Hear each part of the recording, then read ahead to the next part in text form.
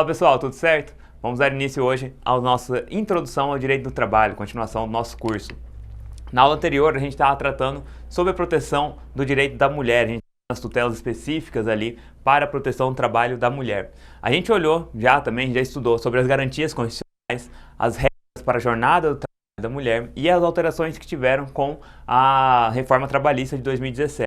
A gente viu ainda as formas que a lei busca de garantir a igualdade do trabalho entre homens e mulheres, né? E também a gente viu as regras para o esforço físico, as regras de peso, quantidade de peso que a mulher pode carregar num trabalho que exija esse tipo de trabalho, né? Um trabalho que exija esse tipo de carregar peso ou não. Então, hoje vamos tratar sobre as horas extras, né? As horas extras permitidas às mulheres. Antigamente, isso até anterior à reforma trabalhista que teve, a gente tinha uma vedação lá no artigo 376 da CLT que tratava sobre a alteração ali de hora extra para a mulher. Isso foi revogado e hoje são aplicadas as mesmas regras que se aplicam para o trabalho comum, para o trabalho dos homens também. Proteção à maternidade. A proteção à maternidade, ela é algo assim bem mais específico, né? Para você ter uma ideia, ele já vem com essa proteção na própria Constituição Federal. Então, isso daí é uma regra constitucional sobre a proteção à mulher que está gestante durante o seu trabalho, né? Então, ó, lá no artigo 7º, inciso 18, traz pra gente essa garantia de proteção ao trabalho da mulher gestante. São direitos dos trabalhadores urbanos e rurais, além de outros que visem a melhoria de suas condições sociais. Aí, isso aqui é o artigo 7º da Constituição Federal. Então, lá na Constituição Federal, antes das reformas, antes de tudo, a Constituição Federal, em 1988, ela já trazia no seu artigo 7º uma proteção para a visão ali da proteção dos direitos trabalhistas, né? E aqui no inciso 18, traz pra gente quanto à licença da gestante. A licença da gestante sem prejuízo do emprego e do salário com a duração de 120 dias. Ou seja, a mulher que está gestante, ela tem direito a ter uma licença de um período de 120 dias, garantindo a permanência do seu emprego e também do salário. Então ela não pode, durante esse período de afastamento, né, de licença, ela não pode ter o salário suspenso, por exemplo. A Lei 8.213 de 1991, lá no artigo 71, ela já estabelecia que o direito à licença e ao salário, então tanto a licença quanto ao salário, eles são garantidos, terá início no período entre 28 dias antes do parto e até a data da ocorrência do parto. Então, esse período de 28 dias antes, já pode a mulher solicitar a sua licença maternidade. Então, quando ela já sabe, principalmente quando vai ocorrer um parto por cesárea, a mulher já sabe quando vai ocorrer esse parto, então já se faz ali já pede essa licença 28 dias antes, tá? Olha o que diz o artigo 71. O salário maternidade é devido à segurada da Previdência Social durante 120 dias, com início no período entre 28 dias antes do parto e a data de ocorrência deste. Então, antes do parto até a data do parto. Observadas as situações e condições previstas na legislação no que concerne a proteção à maternidade. Então, a Lei 8.213, ela também já prevê aí essa manutenção do salário, principalmente quando a pessoa, e aqui neste caso da lei, quando a pessoa ela é segurada da Previdência Social.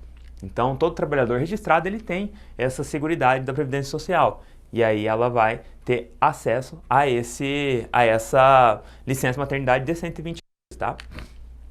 Em casos excepcionais, os períodos de repouso antes e depois do parto poderão ser aumentados em mais 2 semanas, cada um mediante atestado médico. E aí aqui a CLT ela traz pra gente essa possibilidade de aumentar esse repouso, mas traz que há a necessidade de um atestado médico comprovando essa necessidade.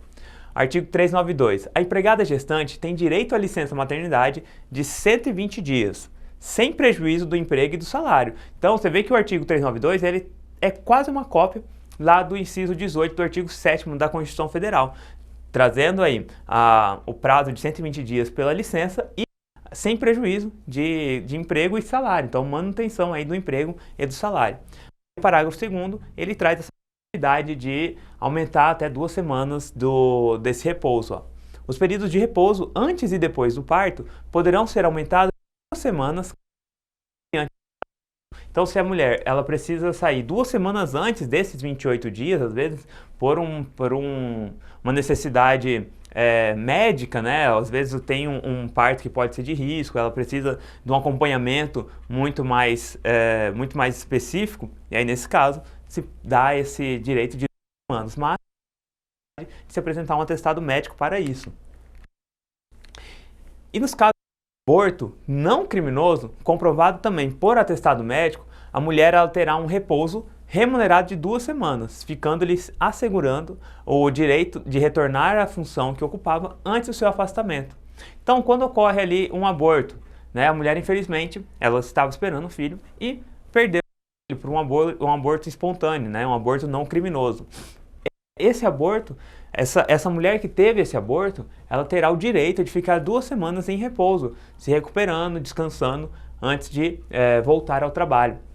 E aí, esse trabalho, ela vai retomar da função que ela já tinha, que ela já exercia. Artigo 395, ó. Em caso de aborto não criminoso, comprovado por atestado médico oficial, a mulher terá um repouso remunerado de 2 semanas, ficando-lhe assegurado o direito de retornar à função que ocupava antes do afastamento. Então, se, por exemplo, essa mulher ela ocupava um cargo de gerência e sofreu esse aborto, vai ficar 2 semanas em repouso, ao retornar ela vai ter direito a ocupar o mesmo cargo de gerência, sem risco de perder o seu cargo em caso ela se afaste, né? Isso a lei ela garante, porque muitas vezes ocorre do fato da mulher ela ter que se ausentar, né, que ter, por fato de uma gestação, aqui neste exemplo o aborto, mas até quando a gente pega aqui o artigo 392, que ele fala, né, que a pessoa não vai perder o seu emprego, não vai perder o salário, porque para a mulher é muito mais difícil quando ela precisa se afastar e aí deixa a sua função por 2 semanas, dependendo do emprego que ela, do trabalho que ela exerce, do emprego que ela está, né, está sendo remunerada, está registrada. Muitas vezes o fato de você ficar afastado 2 semanas pode resultar aí em alguém assumir aquele seu cargo e você acabar perdendo aquela função. Então a lei, para garantir que a mulher não corra esse risco, assegura que a função que ela exerce será garantida, né? É vedada ainda a dispensa arbitrária ou sem justa causa da empregada, desde a confirmação da gravidez até 5 meses após o parto. Olha só, quando a mulher ela descobre que ela está grávida, e como o próprio empregador já sabe que ele vai ter 120 dias de afastamento dela na frente, para que isso não ocorra, esse empregador ele mandar essa pessoa grávida embora, a lei, ela já, isso está nos atos constitucionais, né, que a gente chama de atos dispositivos constitucionais, e aí a gente já tem essa garantia para que esse empregador ele não demita essa mulher, já pensando no período que ele vai afastar ela por 120 dias, né, que ele vai ter que pagar ali o salário, manter o emprego dela. Então tudo isso a lei já vem para garantir que essa mulher não perca o emprego desde o momento que ela descobre que está grávida. Então ela tem uma garantia, né, de que ela vai continuar trabalhando mesmo grávida. Isso está lá no artigo 10. Até que seja promulgada a lei complementar, que se refere ao artigo 7º, inciso 1 da Constituição, isso a gente fala, o artigo 7º é o artigo que trata dos direitos trabalhistas, né? Aí vem o inciso 2, ó. Fica vedada a dispensa arbitrária ou sem justa causa. De quem? Da empregada gestante, desde a confirmação da gravidez até 5 meses após o parto. Então, a lei ela garante que essa mulher grávida terá a garantia do seu trabalho, né? Vai ter ali estabilidade no seu trabalho, desde o momento da sua confirmação da gravidez até 5 meses após o parto. Então, 5 meses após o parto. Então, você vê que a garantia é do dia que ela descobre que está grávida até ela ter o parto, teve o filho 5 meses depois. Então, é um prazo bem grande de estabilidade. Ela não poderá ser demitida por nenhum tipo de dispensa arbitrária, né, que chama, ou ainda sem justa causa.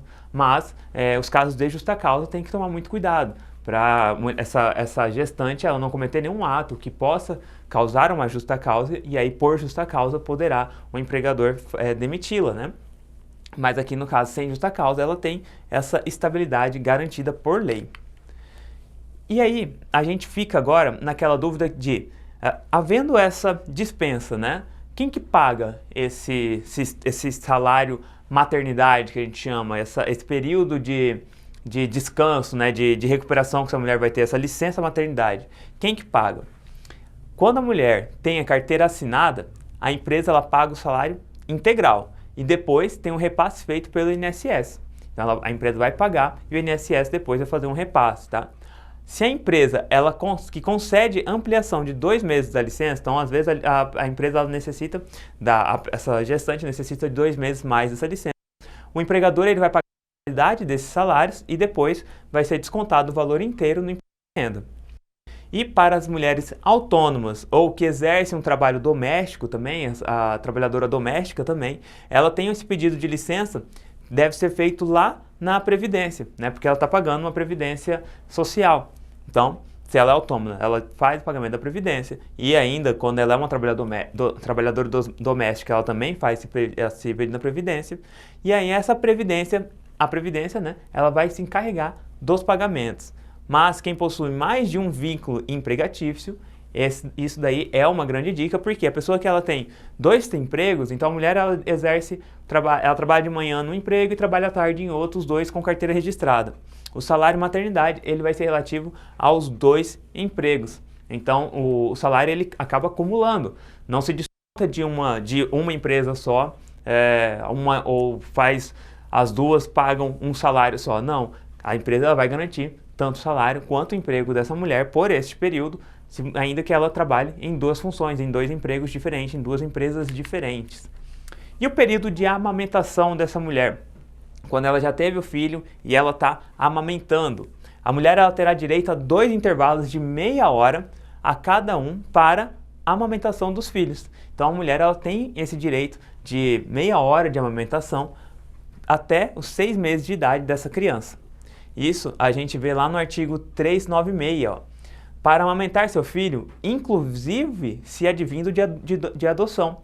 Então a lei, ela garante que até se essa criança for adotiva, ainda que a mulher ela não vá fazer essa amamentação pelo próprio seio, às vezes ela vai dar o leite em mamadeira ou algo assim, porque é uma criança que está vindo de adoção, ou então ela, mesmo sendo adotiva, essa criança, a mulher ela desenvolveu ali como amamentar essa criança no próprio seio. Então, assim, independente disso, a mulher ela tem esse direito para ter esse momento com a criança, com o filho, de intervalos, ó, até que essa criança complete 6 meses de idade. Ela terá esse direito durante a jornada de trabalho a 2 descansos especiais de meia hora cada um. E isso também foi uma alteração que veio com a reforma trabalhista, né? A reforma trabalhista ela também garantiu isso daqui para a mulher. E também, no caso de ter que se dilatar esse período, aumentar ainda, porque a criança às vezes não parou de mamar, será necessário, comprovando aí a necessidade de saúde dessa criança, de continuar amamentando, de continuar sendo amamentada. E aí a mulher ela continuará tendo esse direito, vai ter esse direito prorrogado de fazer esses intervalos para amamentação. Nos estabelecimentos que trabalhem mais de 30 mulheres com idades de mais de 16 anos, deverá haver um local apropriado para a guarda dos filhos das empregadas durante a amamentação. Então, isso está lá no artigo 389, para a gente entender melhor. Toda empresa é obrigada, parágrafo 1º, os estabelecimentos em que trabalharem pelo menos 30 mulheres com mais de 16 anos de idade terão um local apropriado onde seja permitido às empregadas guardar sob vigilância e assistência os seus filhos no período de amamentação. Então, a empresa que estiver trabalhando mais de 30 mulheres tem que ter um espaço reservado para que essas mulheres possam ter ali os seus filhos em guarda, né, enquanto eles estiverem nesse período de amamentação. O parágrafo 2º, a exigência do parágrafo 1º poderá ser suprida por meio de creches distritais mantidas diretamente ou mediante convênios com outras entidades públicas ou privadas, pelas próprias empresas, em regime comunitário ou a cargo do SESI. LBA ou de entidades sindicais. Isso é muito comum porque, às vezes, a empresa tem essas mais de 30 mulheres, né, trabalhando em idade de 16 anos, mas elas não estão, mas a empresa não tem esse espaço lá para poder acolher as crianças no seu período de amamentação. Então, lá no parágrafo 2º do artigo 389, ela diz que essa exigência pode ser suprida se a empresa, por exemplo, ela tenha uma creche, né, que ela mantenha, ou um creche, né? Então, se a empresa tem mais de 30, é indicado que essa empresa faça esse convênio ou tenha um espaço para acolher essas crianças no período de amamentação. Bom, pessoal, por hoje é só. A gente finaliza aqui a nossa aula de introdução ao direito do trabalho. Tratamos sobre a garantia dos trabalhos das mulheres, né? Não deixe de seguir as redes sociais e até a próxima.